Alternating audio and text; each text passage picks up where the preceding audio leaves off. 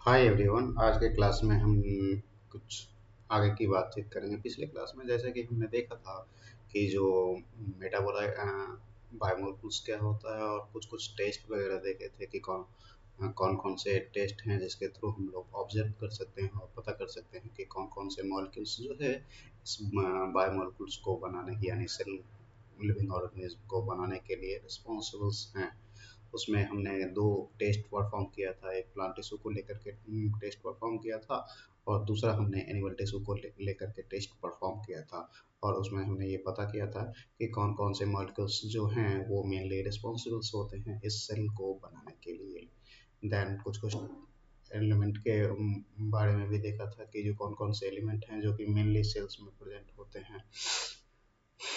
उसके अलावा आज हम लोग बात करने वाले हैं कुछ नए टॉपिक्स जैसे कि प्राइमरी मेटाबोलाइट्स, सेकेंडरी मेटाबोलाइट्स और जो भी मैक्रो मॉलिक्यूल्स जो कि रिटेंटेट के फॉर्म्स में फिल्टर पेपर के ऊपर आया था, उन सभी मैक्रो मॉलिक्यूल्स को हम लोग आगे एक एक करके देखने वाले हैं और सीखने वाले हैं। चलिए आइए चैप्टर में एंट्री करते हैं। सबसे पहले हम लोग बात करें तो ये प्राइमरी मेटाबोलाइट्स क्या होता है। जो भी इसेंशियल्स कुछ रिएक्शंस होते हैं लिविंग ऑर्गेनिजम्स में, उस रिएक्शंस में आप ये देखोगे कि जो उस रिएक्शंस के फर्स्ट टाइम होने के दौरान जो भी कंपाउंड्स बनेगा, जैसे कि आपको protein synthesis, amino acid synthesis के दौरान कुछ रिएक्शंस जैसे कि मिल सकता है, एमिनो एसिड्स का फॉर्मेशन हो सकता है, सुगर मॉलिक्यूल फोटोसिंथेसिस के द्वारा फॉर्मेशन हो सकता है, हीम का फॉर्मेशन हो सकता है। अ, ये सभी के सभी जो है प्राइमरी मेटाबोलाइट्स के कैटेगरी में आ जाएंगे। और इस देन ये जो है कुछ आगे और रिएक्शंस में पार्टिसिपेट करेंगे। देन एक नए मेटाबोलाइट्स का फॉर्मेशंस करेंगे। देन इसको सेकेंडरी मेटाबोलाइट्स बोला जाएगा। प्राइमरी मेटाबोलाइट्स जो है फिर आगे रिएक्शंस में पार्टिसिपेट करेंगे और कई सारे डायरेक्ट फंक्शंस में प्ले करेंगे, जैसे ग्रोथ में पार्टिसिपेट करेंगे, डेवलपमेंट में पार्टिसिपेट करेंगे कई सारे ऑर्गेनिज्म को। देन ऐसे कंपाउंड्स को क्या बोला जाएगा? सेकेंडरी मेटाबोलाइट्स बोला जाएगा। राइट, यहाँ तक समझ में आ जाएगी। अब सेकेंडरी मेटाबोलाइट्स जैसे कुछ एग्जांपल आपको याद रखना पड़ेगा, जैसे कि रबर्स है, ड्रग्स है, स्पाइसेस हैं, पिगमेंट्स हैं। और कुछ आगे हम लोग एक टेबल देखते हैं जिसमें कि आपको इस टेबल से आपको कई बार एग्जाम्पल में देखने को मिल सकता है, एग्जाम में कई बार पूछा गया है और आगे भी पूछा जा सकता है कि पिगमेंट कुछ कुछ हैं जो कि सेकेंडरी मेटाबोलाइट्स के काम करते हैं, उसका नाम आप बताओ।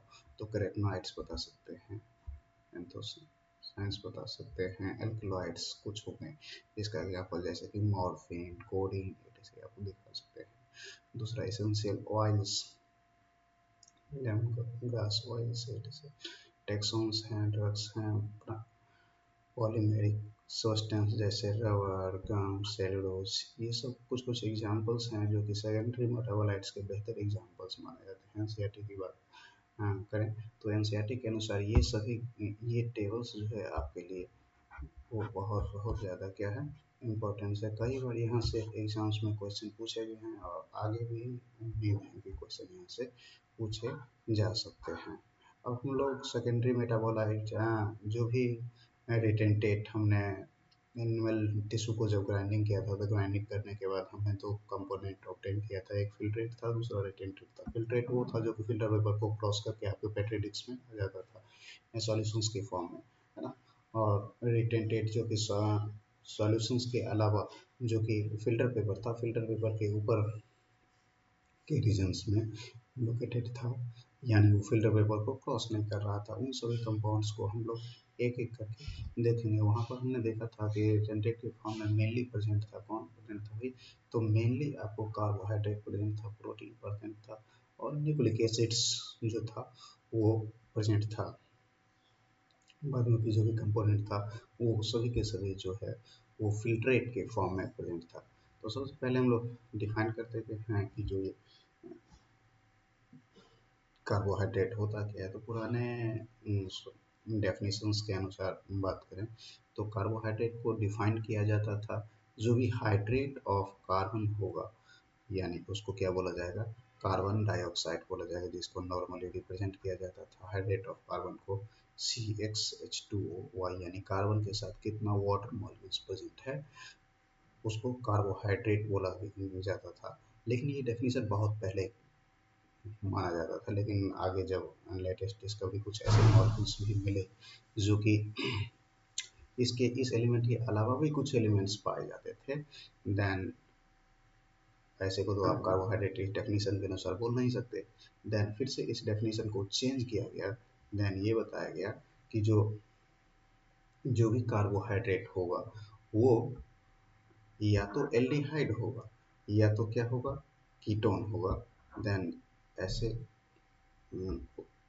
कंपाउंड को क्या बोला गया, कार्बोहाइड्रेट बोला गया, है ना। या तो वो क्या होगा, पॉल एल्डिहाइड होगा functional group, main functional group, या तो क्या होगा, कीटोन होगा। देन नया डेफिनेशंस बना, जो भी कार्बोहाइड्रेट होगा वो कार्बोहाइड्रेट या तो पॉलीहाइड्रोक्सी एल्डिहाइड या पॉलीहाइड्रोक्सी कीटोन होगा। देन उसको हम लोग क्या बोलेंगे, कार्बोहाइड्रेट बोलेंगे। क्लियर है। अब यहाँ और कुछ और बातें हैं, जैसे कि ये कार्बोहाइड्रेट्स जो होगा, जब आप रेस्पिरेटरी पाथवे को देखोगे तो सबसे पहला ऐसा मॉलिक्यूल्स होगा जो कि इस पाथवे में क्या होगा, रेस्पिरेटरी पाथवे में एंट्री लेगा, यानी सबसे पहले ऑक्सीडाइज किए जाने वाले मॉलिक्यूल्स जो मैक्रोमॉलिक्यूल्स होगा वो कार्बोहाइड्रेट होगा। हालांकि ये बात पर हम बता दें कि जो कार्बोहाइड्रेट्स जब भी इस पाथवे में एंट्री लेता है तो एनर्जी की बात कर ले तो एनर्जी बहुत कम रिलीज करता है, लगभग 4.1 किलो कैलोरी पर ग्राम रिलीज करता है ये। लेकिन सबसे पहले इस पाथवे में ये एंट्री लेता है। नेक्स्ट हम लोग बात कर लें तो कुछ ऐसे मॉलिक्यूल्स, अब इस कार्बोहाइड्रेट को टू कैटेगरी हम लोग कैटेगराइज कर देते हैं। पहला, कुछ ऐसे कार्बोहाइड्रेट्स होगा जो कि बिल्कुल मोनोमेरिक यानी सिंगल यूनिट के फॉर्म में यदि पाया जाएगा, देन ऐसे कार्बोहाइड्रेट्स को बोला जाएगा मोनोसेकेराइड्स। और यदि कई सारे 2 to 10 नंबर ऑफ मोनोसेकेराइड्स मिलेगा, देन कुछ कंपाउंड्स का फॉर्मेशंस करेगा, देन ऐसे कंपाउंड्स को बोला क्या जाएगा, ऐसे कंपाउंड को बोला जाएगा आपको ओलिगोसेकेराइड्स। और जब कई सारे मोनोसेकेराइड्स यानी टू नंबर्स में बहुत ज़्यादा होगा, इनफिनाइट 10 से ज़्यादा, 2 to 10 के अलावा 10, 20, 50, 100, 100, इसके अलावा और भी हो सकते हैं, देन ऐसे कंपाउंड्स को क्या बोला जाएगा, ऐसे कंपाउंड्स को बोला जाएगा पॉलीसेकेराइड्स।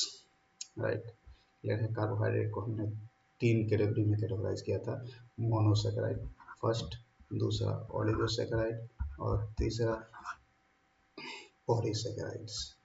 क्लियर है। अब यहाँ तक हमने ये देखा कि जो रिटन टेट था उसमें पहला हम पढ़ने वाले हम पढ़ रहे हैं, जैसे कि कार्बोहाइड्रेट को हमने 3 कैटेगरी में कैटेगराइज किया था, मोनोसेकेराइड, ओलिगोसेकेराइड्स और पॉलीसेकेराइड्स। अब हम एक एक करके इन तीनों के बारे में पढ़ेंगे। मोनोसेकेराइड्स जो भी होगा वो सिंपलेस्ट फॉर्म कार्बोहाइड्रेट का माना जाता है, यानी इकाई यूनिट। सबसे पहले इसमें बात करें तो मेनली इसमें जो एटम पाए जाएंगे या तो कार्बन होगा या ऑक्सीजन और हाइड्रोजन हो सकता है, और हाइड्रोजन भी होगा। और इसको हाइड्रोलिसिस जब किया जाएगा कोई भी पॉलीसेकेराइड्स को, तो सबसे छोटा फॉर्म्स जो मिलेगा वो आपको मोनोसेकेराइड्स मिलेगा। हाइड्रोलिसिस यानी कहने का मतलब ये है कि इस कार्बोहाइड्रेट को आप वाटर के प्रेजेंस में क्या करोगे,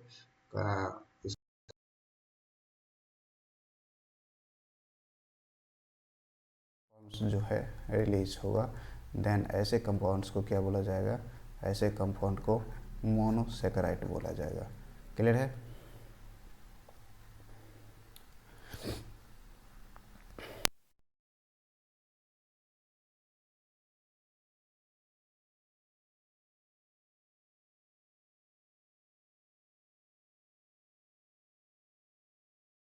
यानी सेल्स के अंदर जो है वो 2 फॉर्म में एग्जिस्ट करता है, या तो डी फॉर्म में एग्जिस्ट करेगा या दूसरा है एल फॉर्म में। ये कैपिटल डी कैपिटल ना एल वाला फॉर्म्स नहीं है, ये स्मॉल डी और स्मॉल एल वाला फॉर्म्स है, right. Capital D capital L वो एक अलग कॉन्फ़िगरेशंस हो जाता है। लेकिन ये सभी मोनोसेक्राइड्स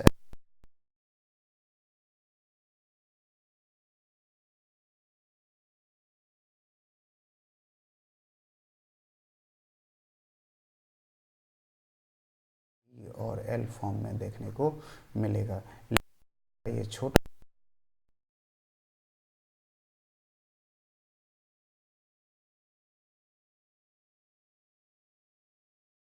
नहीं कर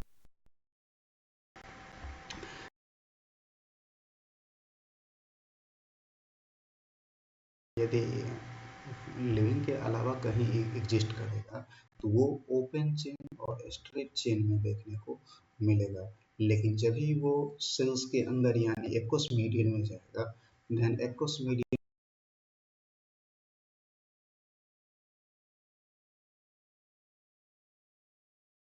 होता है। जब ही वो लिक्विड मीडियम में जाएगा यानी लिविंग सेल्स में जाएगा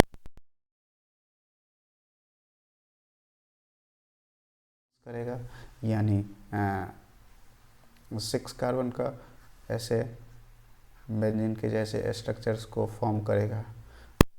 कई जगह पे हाइड्रोक्सी हाइड्रोक्सी और हाइड्रोजन को अटैच कर दोगे, ये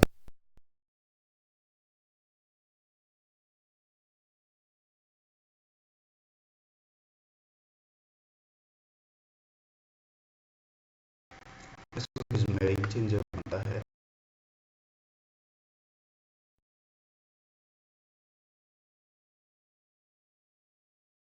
इसमें भी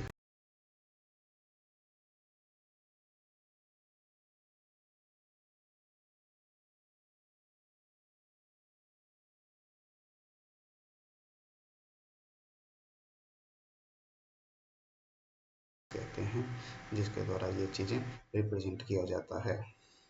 अब ये रिएक्शंस होता कैसे है एक्चुअली, ओपन से क्लोज में जो है वो आखिर ट्रैवलिंग क्यों होता है, ऐसा क्यों कन्वर्जन होता है कि जो ओपन चेन में ही एग्जिस्ट करना चाहिए था लेकिन क्लोज चेन में एक्चुअली जाता क्यों है। इसके पीछे की रीजंस ये है कि एल्डिहाइडिक और कीटोनिक कार्बन जो है फर्स्ट फंक्शनल्स ग्रुप किसी भी मोनोसेक्राइड्स का, वो ज़्यादा रिएक्टिव होता है एज कंपेयर टू अदर ये सब कार्बन के रिस्पेक्ट में। इसलिए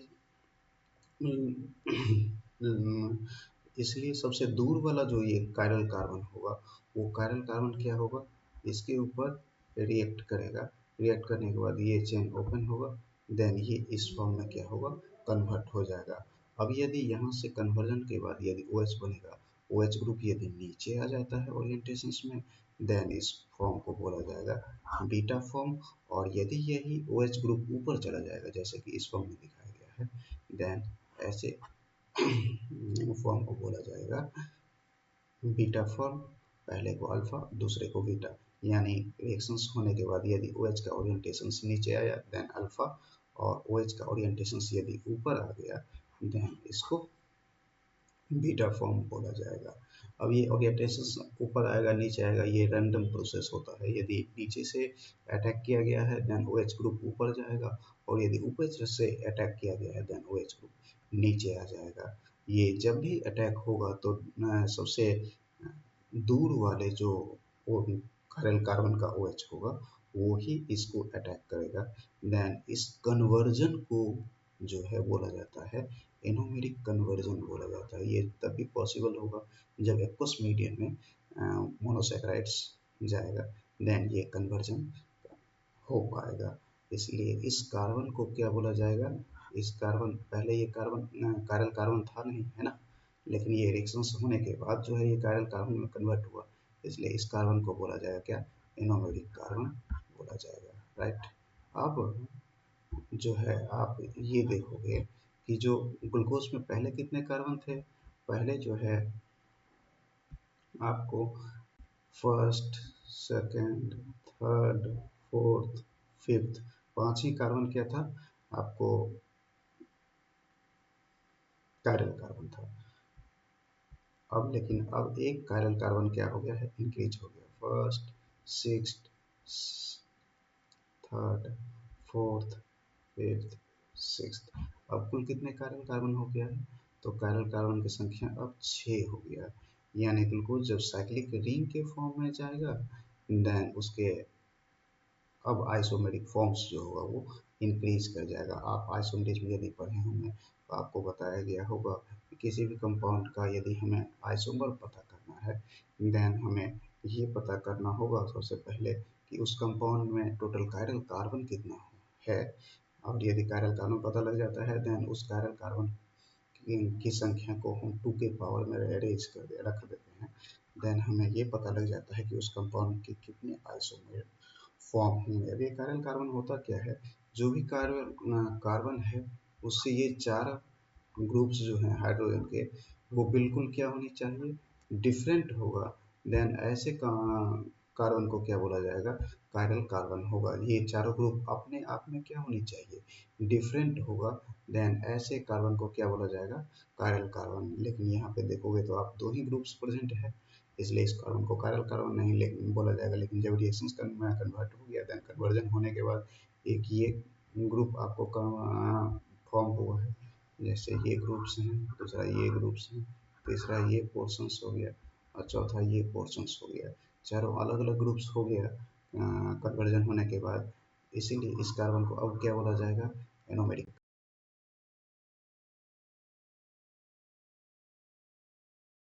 पैरानो अभी हम कुछ देर पहले देखे थे कि जो जब मोनोसेक्राइड्स लिक्विड्स में जाने के बाद 6 members of ring form, close ring form करता है, देन उसको पैरानोज स्ट्रक्चर्स बोला जाता था। और यदि 5 कार्बन का बन रहा था, देन फ्यूरानोज स्ट्रक्चर्स बोल रहे थे, है ना।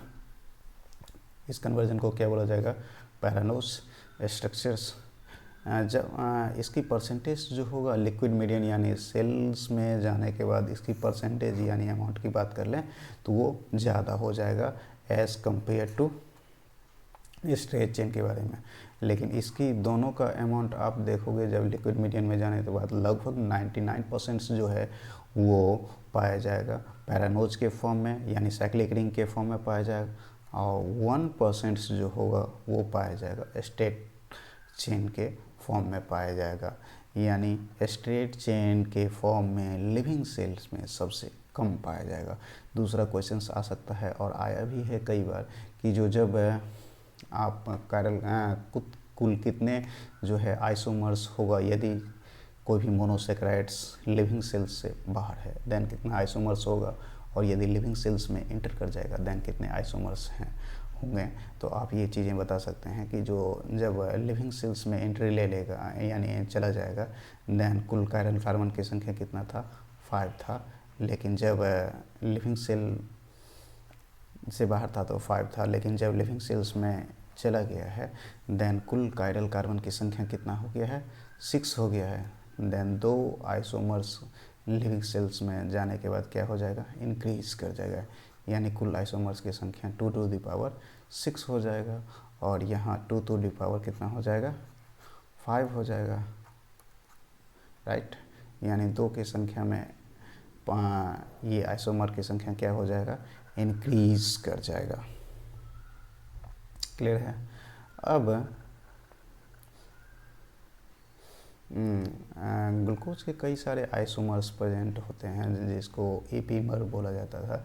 जैसे कि अभी ग्लूकोज का हम लोग नॉर्मल स्ट्रक्चर देखा था, ये जैसे कि है। इस फॉर्म को आप यदि ध्यान से देखोगे तो इस फॉर्म को यदि आप ध्यान से देखोगे तो ये गैलेक्टोज है और ये ग्लूकोज है और ये मैनोज है। इस कार्बन में आप देखोगे ध्यान से तो इस कार्बन का ओरिएंटेशन इसमें बिल्कुल क्या है? सिमिलर है। लेकिन इस कार्बन का ओरिएंटेशन आप देखो इसमें और इसमें, वो दोनों क्या है? डिफरेंट है। यानी एक दूसरे के ये क्या है? ईपीमर है। यानी दूसरा कार्बन को छोड़ दें, तीसरा में या चौथा में किसी में एक में क्या हो जाएगा? यदि कन्वर्जन हो जाएगा देन एक और आइसोमर बनेगा और देन वो एक दूसरे का क्या कहलाएगा? ईपीमर कहलाएगा। जैसे कि इस कॉन्फ़िगरेशंस में ये दोनों में क्या है, अंतर है, इसलिए ये एक दूसरे का क्या कहलाएगा, ये एक दूसरे का ईपीमर कहलाएगा। कौन सा ईपीमर कहलाएगा, तो C4 चौथे कार्बन पे जो है वो चेंजिंग है, जिसकी वजह से ये कन्वर्जन हो रहा है, इसलिए इसको एक दूसरे को C4 का ईपीमर बोला जाएगा। और ग्लूकोज जो है मैनोज का C2 का ईपीमर बोला जाता है, यानी कार्बन संख्या सेकेंड्स जो है उस पर देखोगे आप तो ऑक्सीजन ग्रुप का चेंजिंग हो रखा है ग्लूकोज के रिस्पेक्ट में, इसीलिए इसको C2 का ईपीमर बोला जाएगा। राइट, नेक्स्ट हम लोग बात कर लें तो जितने भी मोनोसैकेराइड्स था उसमें मेन एल्डिहाइड ग्रुप या तो क्या होगा, एल्डिहाइड होगा, देन उसको क्या बोला जाएगा, एल्डोज बोला जाएगा, और या नहीं तो मेन ग्रुप्स फंक्शनल ग्रुप क्या हो सकता है, कीटोन होगा, देन उसको क्या बोला जा सकता है, उसको कीटोज बोला जा सकता है। अब कुछ एल्डिहाइड ग्रुप्स के आपको नाम याद रखने होंगे, एग्जाम में कई बार पूछा गया है, आगे भी पूछा जा सकता है, जैसे फॉस्फोग्लिसरल्डिहाइड्स है, इरिथ्रोज है, राइबोस है, एराबिनोज है, डिऑक्सीराइबोस, ग्लूकोज, गैलेक्टोज, मैनोज, ये जो हैं कुछ एल्डिहाइडिक सुगर्स हैं, और कुछ कीटोनिक सुगर्स, डायहाइड्रोक्सी एसीटोन है, एरिथ्रोलोज है, राइबोलोज है, जैलोलोज है, फ्रक्टोज है, सूडोहेप्टेलोज है, ये कुछ ऐसे कीटोनिक सुगर्स हैं, इसके नाम आपको याद रखना होगा। देन आप ये देखोगे कि जो जितने भी एल्डिहाइड ग्रुप्स रखने वाले कंपाउंड्स थे वो जब लिक्विड मीडियम में जाता है और उसको इस मेटल आयन यदि मिला ऑक्सीडाइज फॉर्म में, देन उसको वो क्या कर देता है, रिड्यूस्ड कर देता है और कन्वर्ट हो जाता है किसमें, एसिड वाले फंक्शनल ग्रुप में, यानी एल्डिहाइड होगा तो कुछ ऐसा फंक्शनल ग्रुप होगा, है ना, और इधर चेन पाया जाएगा।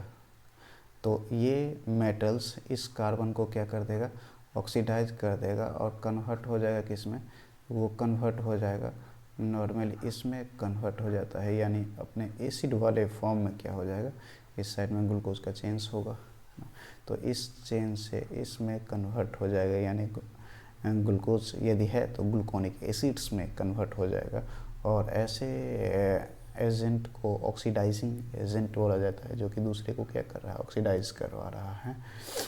और इसलिए ऐसे मोनोसैकेराइड्स जो कि इस फंक्शंस में, इस रिएक्शंस में पार्टिसिपेट करेगा, ऐसे कार्बोहाइड्रेट को क्या बोला जाएगा, रिड्यूसिंग कार्बोहाइड्रेट बोला जाएगा। और जो इस प्रोसेस में पार्टिसिपेट करे यानी रिएक्शंस के प्रोसेस में पार्टिसिपेट नहीं करेगा, देन ऐसे कार्बोहाइड्रेट को नॉन रिड्यूसिंग कार्बोहाइड्रेट बोला जाएगा। नेक्स्ट आप यदि देखोगे तो इसके और भी कई तरीके हैं पकड़ने की, जैसे जिसमें भी मोनोसैकेराइड्स होगा, मोनोसैकेराइड्स के लास्ट फ्री कार्बन जो होगा वो एल्डिहाइड ग्रुप होगा, वो सभी के सभी रिड्यूसिंग शुगर होगा। और यदि फ्री कार्बन जो है एल्डिहाइड नहीं होगा, देन वो नॉन रिड्यूसिंग शुगर्स होगा। और यदि फ्री कार्बन्स एल्डिहाइड नहीं भी होगा लेकिन फ्री होगा ये ऑक्सीजन्स, ये हाइड्रोजन्स, देन ऐसे मोनोसैकेराइड्स को भी क्या बोला जाएगा, रिड्यूसिंग मोनोसैकेराइड्स बोला जाएगा। और यदि ये चीज़ें नहीं है देन वो रिड्यूसिंग नहीं होगा, नॉन रिड्यूसिंग में कंसीडर किए जाएंगे। कुछ ऐसे टेस्ट हैं जिसके द्वारा ये कंफर्म किया जाता है कि कौन सा रिड्यूसिंग है, कौन सा नॉन रिड्यूसिंग है, जैसे कि फेलिंग सॉल्यूशंस टेस्ट है ये, दूसरा बेनेडिक्ट टेस्ट है, सिल्वर मिरर टेस्ट है, जो कि इस कंपाउंड्स को पता करता है कि ये कंपाउंड रिड्यूसिंग है या नॉन रिड्यूसिंग है। अब हम लोग मोनोसैकेराइड्स को जो है कार्बन संख्या के बेसिस पे कई सारे ग्रुप्स में डिवाइड करेंगे। जैसे कि यदि उसके पास 3 कार्बन प्रेजेंट होगा देन उसको सबसे सिंपलेस्ट शुगर बोला, सबसे सिंपलेस्ट मोनोसैकेराइड्स बोला जाएगा, ट्रायोज बोल लें वो बोला जाएगा, जिसका एग्जांपल आपको डायहाइड्रोक्सी एसीटोन, फॉस्फोग्लिसरल्डिहाइड बोला जाएगा, ये आपको याद रखना होगा। और यदि कार्बन संख्या 4 प्रेजेंट होगा देन इसको क्या बोला जाएगा, देन इसको क्या बोला, इसको इरिथ्रोलोज टेट्रोज बोल लें, और इसका एग्जांपल आपको इरिथ्रोज और इरिथ्रोलोज है।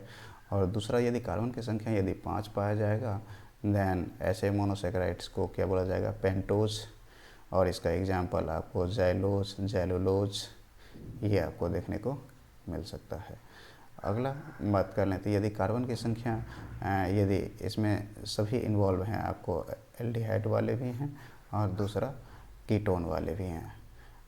और दूसरा यदि देखें तो यदि कार्बन की संख्या 6 होगा देन हेक्सोल बोला जाएगा, है ना। और ये राइबोज, डीऑक्सी राइबोज आप अच्छे से आपको याद रखना होगा, जैसे कि ये राइबोज जो है वो मेनली प्रेजेंट होगा किसमें, आरएनए में प्रेजेंट होगा। डीऑक्सी राइबोज जो होगा वो मेनली डीएनए में प्रेजेंट होगा। डीएनए में ये डीऑक्सी राइबोज जो होता है वो ज़्यादा स्टेबल माना जाता है एज कंपेयर टू राइबोज, क्योंकि ये सेकेंड कार्बन जो है वो सेकेंड कार्बन पे यहाँ पे दोनों का दोनों क्या है, हाइड्रोजन्स है। लेकिन राइबोज में अब जब देखोगे तो यहाँ पे हाइड्रोजन और ऑक्सीजन्स दोनों इन्वॉल्व है, दोनों कार्बन इस कार्बन पे, है ना। और ये हाइड्रोक्सिल ग्रुप्स जो होता है वो काफ़ी ज़्यादा न्यूक्लियोफिलिक नेचर्स का होता है, जिसकी वजह से एक दूसरे कंपाउंड पे क्या करेगा, अटैक करने की टेंडेंसी रखता है। इसीलिए ये राइबोज जिसमें भी होगा वो उसको अनस्टेबल्स माना जाता है। और with respect two deoxy ribose, और राइबोज जो होगा वो प्रेजेंट होता है आरएनए में, इसलिए आरएनए को जो है वो जनरली कम स्टेबल माना जाता है as compare to deoxyribose. अब कुछ पेंटोज कार्बन के एग्जांपल्स है वो आपको याद रखना होगा, है ना। और दूसरा कुछ अब यदि कार्बन की संख्या यदि 6 हो जाएगा देन ऐसे मोनोसेक्राइड्स को क्या बोला जाएगा, हेक्सोज बोला जाएगा, जिसका कॉमन फार्मूला ये होगा, है ना। अब कुछ एग्जांपल की बात करें तो हेक्सोज का कुछ एग्जांपल जैसे कि ग्लूकोज हो गया, गैलेक्टोज हो गया, फ्रक्टोज हो गया, ये सभी के सभी जो है वो हेक्सोज के कुछ एग्जांपल्स है। अब कुछ इस एग्जाम्पल के बारे में कुछ डिटेल में यदि बात कर लें तो जितने भी ग्लूकोज होगा उस ग्लूकोज को जो है